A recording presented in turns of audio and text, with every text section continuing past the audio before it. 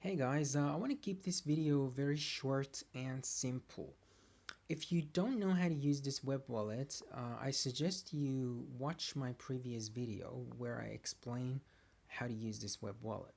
Now this web wallet has changed a little bit, and it's supporting the third version of SwiftCash, which has decentralized lotteries as well as term deposits or hold deposits. So on top of the wallet, before you log in, you can now see a jackpot, which is 8,084.80. That's in Swift, which means that there's that many coins available in the jackpot, which relates to the decentralized lottery. And then on the other side, on the right side, you see HODL 12 or HODL 12, which is represents 12-month deposits, returning right now 56.73%. That means if you lock your coins for 12 months, you receive 56.73% profits on top of it, which comes from 80% of the maximum block rewards. Now, I suggest you read the white paper if you haven't. I'm gonna log in with a private key because that's faster. And as you can see, everything so far is pretty much the same as the previous version. Now, when you go to the spend section, you see that the watermark there is suggesting that we can type in a Swift address or type in lottery or HODLX. Now, if you want to play in the lottery, if you want to basically buy a ticket to the jackpot, so have a chance to win part of the jackpot, then you can put in lottery here. Now you got to make sure that the first letter, which is L, is capital, uh, just like the placeholder or the watermark. And then the amount of coins that you want to send. Let's say, for example, you want to send one. Now, in this address, I don't have any coins, so obviously this is not going to work. If I press send, it says I don't have enough funds. So that's how the lottery thing works. With the hold deposit transactions, you're gonna have to put in HODL,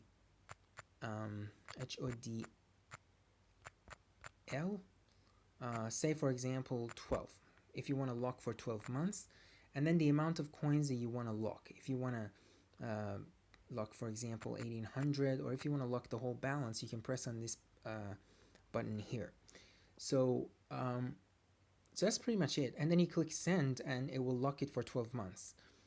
It's really that simple. Now, if you press on Bitcoin, you will see that Bitcoin doesn't have lottery or HODLX in placeholder here. And the same with Litecoin as well as Dogecoin.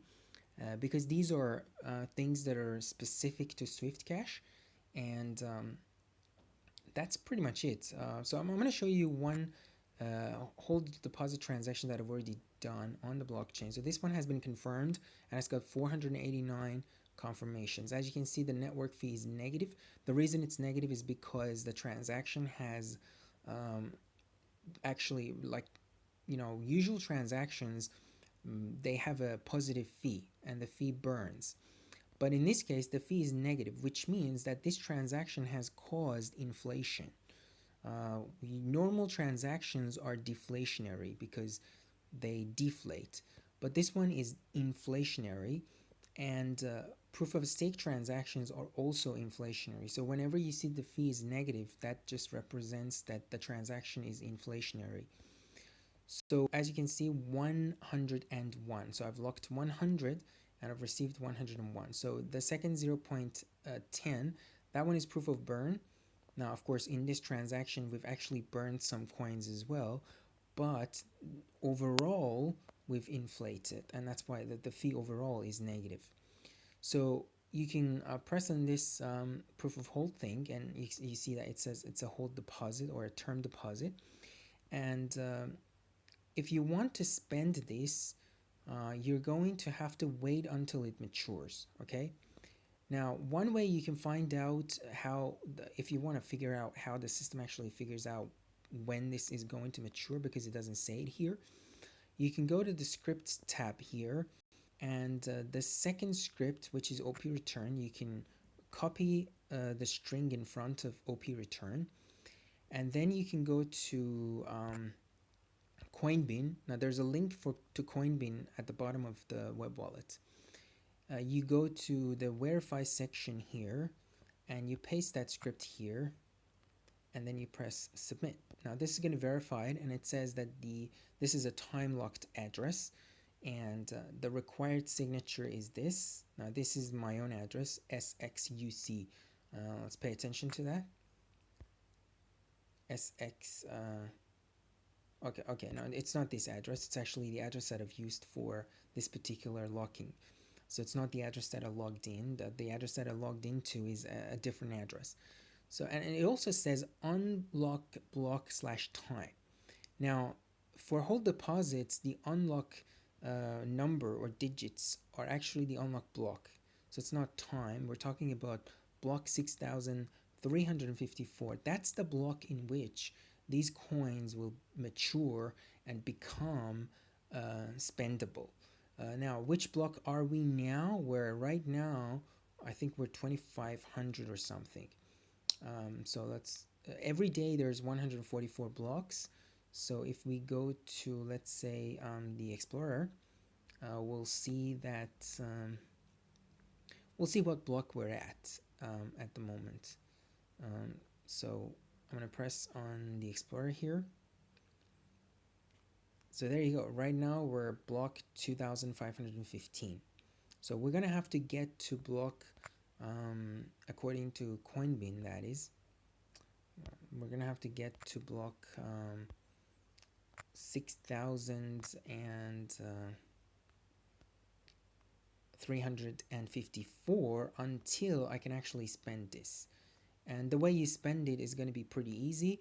I mean, I have to make another video for that, but basically you're going to have to go to the new transaction section and paste your script here, and then click load, and that's going to load your address, and then you can specify where you want to send it and if you want to donate or not, and then that's it. You make the transaction, and then you sign it with your private key, and when you're done you have to broadcast it. So this one is not as simple as the web wallet, but it's still pretty simple and not that complicated. So once you make the transaction, you have to sign it, and once you sign it, you can broadcast it. You can do all that stuff here already before it matures, but you cannot broadcast it until it matures because the network rejects it.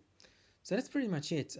If you guys are watching this video on Steemit or Hive blog, hive.blog or steemit.com, there's a great chance that you've already been airdropped, because we had an airdrop about a year ago on Steemit, and you can use the Swift bot to figure out what your balance is, and if you want to use that balance to play lotteries or whatever, make sure you do, and take advantage of this opportunity. And that's pretty much, guys. That's pretty much it. I'll see you guys in the next video.